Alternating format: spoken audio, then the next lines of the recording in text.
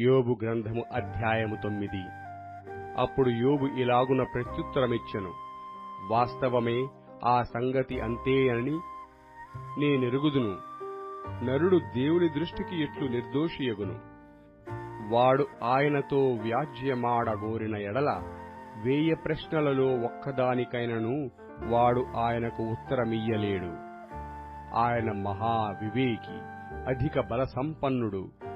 ఆయనతో పోరాడ తెగించి హాని నొందని వాడెవడు? వాటికి తెలియకుండా పర్వతములను తీసివేయువాడు ఆయనే.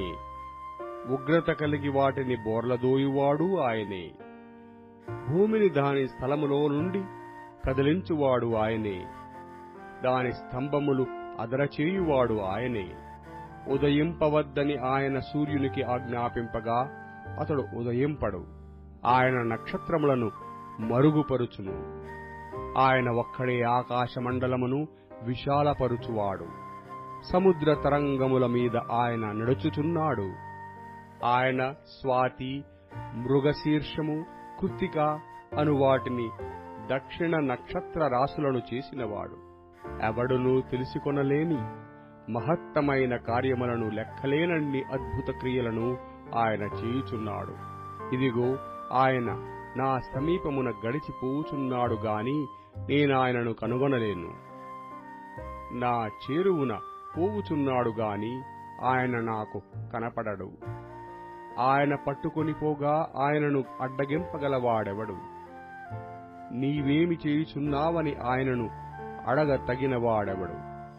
దేవుని కోపము చల్లారదురా? హాబు సహాయులు ఆయనకు లోబడుదురు.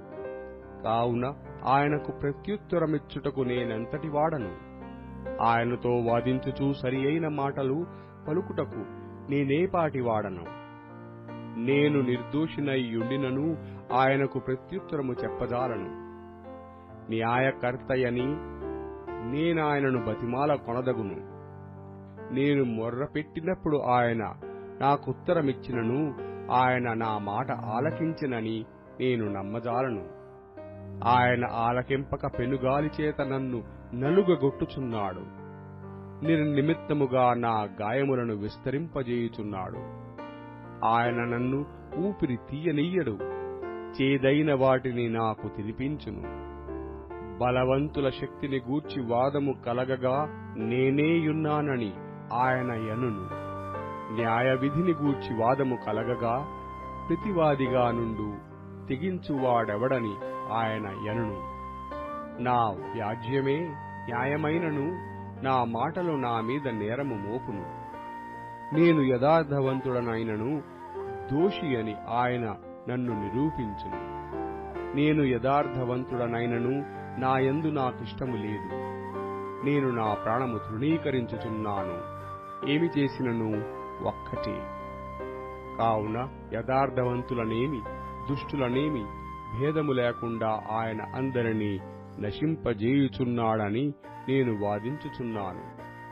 సమూల ధ్వంసము ఆకస్మికముగా కలిగి నాశనము చేయగా నిర్దోషులు ఆపదను చూచి ఆయన హాస్యము చేయును. భూమి దుష్టుల చేతికి అప్పగింపబడియున్నది.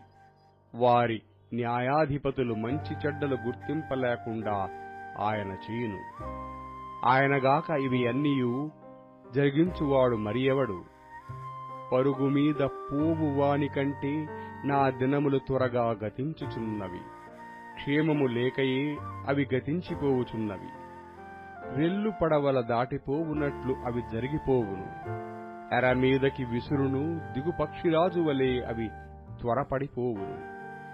నా శ్రమను మరిచిపోయదననియూ దుఃఖముఖుడనైయుండుట మాని సంతోషముగా నుండెదననియూ నేను అనుకొంటినా?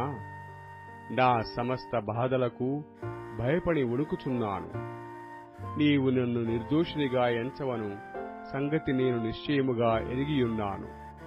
నన్ను దోషినిగా ఎంచవలసి వచ్చెను గదా, కాబట్టి నాకు ఈ వ్యర్థ ప్రయాసమేలా? నేను హిమముతో నన్ను కడుగుకొనినను, సబ్బుతో నా చేతులు కడుగుకొనినను నీవు నన్ను గోతిలో ముంచుదవు. అప్పుడు నేను నా స్వంత వస్త్రములకై అసహ్యుడనగుదును. ఆయన నావలే నరుడు కాడు. నేను ఆయనతో వ్యాజ్య మాడజాలను. మేము కలిసి న్యాయ విమర్శకు పోలేము. మా ఇద్దరి మీద చెయ్య ఉంచదగిన మధ్యవర్తి మాకు లేడు. ఆయన తన దండమును నా మీద నుండి తీసివేయవలను.